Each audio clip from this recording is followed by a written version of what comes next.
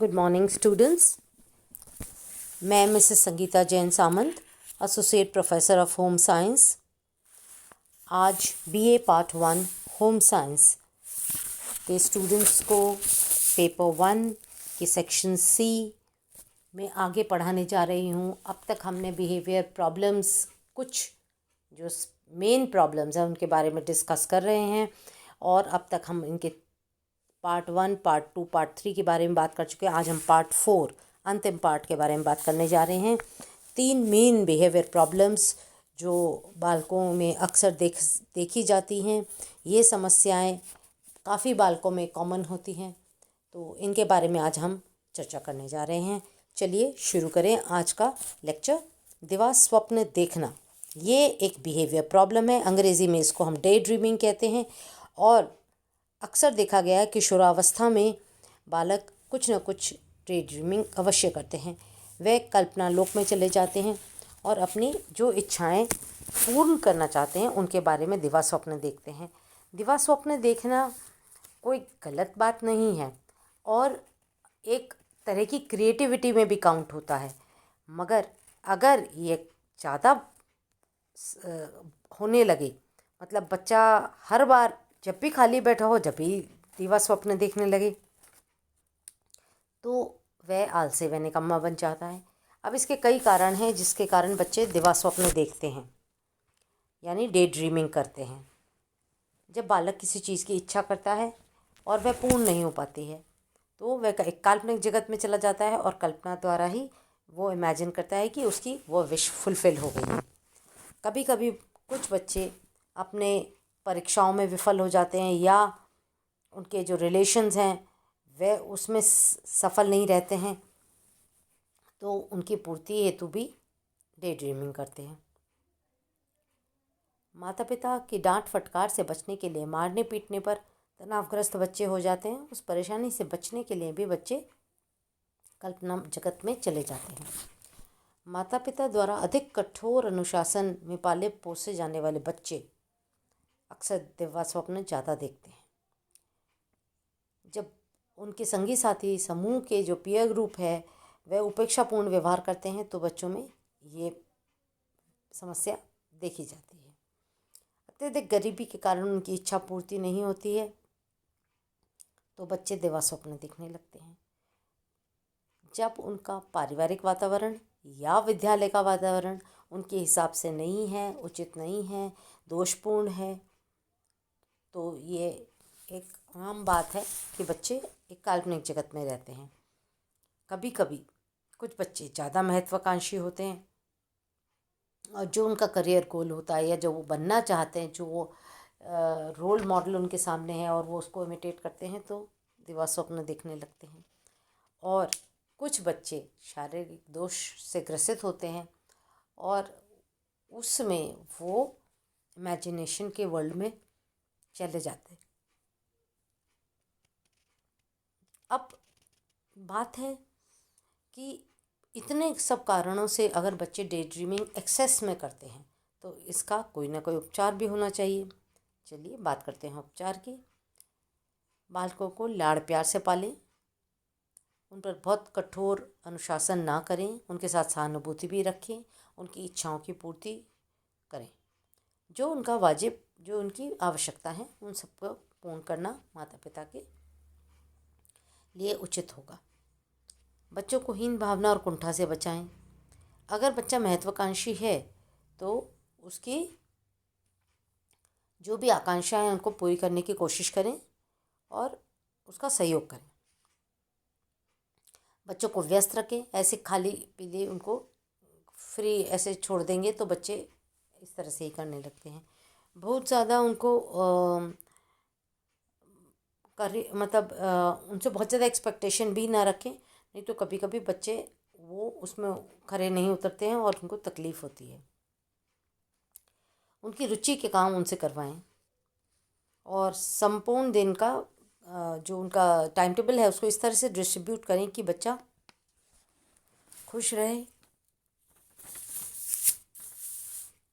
खेल कूद में अपना ध्यान लगाए, पढ़ाई में अपना ध्यान लगाए, और एक नॉर्मल बच्चे की ज़िंदगी जिए। बालकों में आत्मविश्वास पैदा करना भी बहुत ज़रूरी है, मगर साथ साथ उसको इतना स्ट्रांग भी बनाए कि वो दुनिया जो उसकी ज़िंदगी में परिस्थितियाँ आ रही हैं उनके साथ एडजस्ट कर सके। और अंत में जो है बालकों को ये समझाएं कि आसान नहीं होता, सब चीज़ें हमारे हिसाब से नहीं होती, कुछ जो नियति ने हमारे लिए तय कर रहा है वह भी हमारे जीवन का एक हिस्सा है। तो बालकों को, बच्चों को, किशोरों को इस तरह से मैच्योर्ड बनाएं कि वे समझ सकें। तो ये था आपका दिवा स्वप्न या day dreaming. Second behaviour problem, ईर्ष्यालु बालक, जेलस चाइल्ड। ईर्ष्या एक बहुत ही प्रॉब्लमेटिक बिहेवियर है विद चिल्ड्रन। जो बच्चे ज़्यादा ईर्ष्या करते हैं उनमें एक इमोशनल जो है बहुत ज़्यादा इम्बैलेंस होता है। तो देखा गया है ये संवेग एक ऐसा है जिसको बच्चों को कंट्रोल करना आना चाहिए और उनको लॉजिकली समझना होगा। तो इसमें माँ बाप का रोल बहुत इम्पोर्टेंट है ताकि बच्चे इस ईर्ष्या से उभर सकें। चलिए अब हम कारणों की बात करते हैं। बच्चे या बालक के साथ या तो बहुत पक्षपात किया जा रहा है, मतलब उसको उपेक्षापूर्ण व्यवहार मिल रहा है। कभी कभी बच्चे अपने फ्रेंड्स को देखते हैं, अरे उनका तो बड़ा संपन्न परिवार है और वह गरीबी की रेखा में है, तो वो उनके प्रति ईर्ष्या रखते हैं। कभी कभी बच्चे खुद असक्षम या अयोग्य होते हैं और वे जो उनसे ऊपर चल रहे बालक हैं उनके साथ जो है ईर्ष्या करने लगते हैं। परीक्षा में कम अंक आने पर बालक उन बच्चों से ईर्ष्या रखते हैं जिनके ज़्यादा आए हैं। जब बच्चों की आवश्यकताओं की पूर्ति नहीं होती है और दूसरों की होती है तो वे उनके प्रति ईर्ष्यालु व्यवहार रखते हैं। कभी कभी भाई बहनों में भी ऐसा हो जाता है। जब बालक की निंदा दूसरे बालक के सामने की जाए और कंपैरिजन किया जाए तो ये ईर्ष्या में बदल जाता है।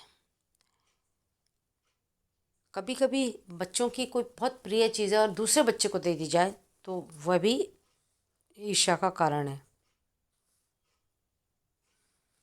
बच्चों के इमोशंस को दबाया जाए तो भी ईर्ष्या पैदा होती है। उनकी आवश्यकताओं की पूर्ति ना की जाए तो भी ईर्ष्या पैदा होती है। अब इम्पोर्टेंट यही है कि जब इतने सब कारणों से बच्चों में ईर्ष्या जन्म ले लेती है तो हमें उसे ट्रीट करना है। ट्रीटमेंट में क्या करेंगे?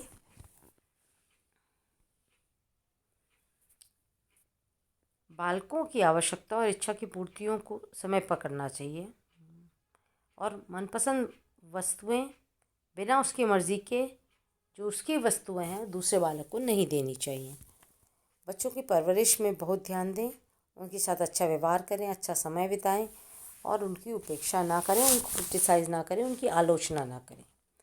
यदि बच्चा पढ़ने लिखने में कमज़ोर है तो उसका मजाक ना उड़ाएं, दूसरों के सामने खासकर, तो इससे बच्चे में हीन भावना पनप जाएगी और वह ईर्ष्या में बदल जाएगी।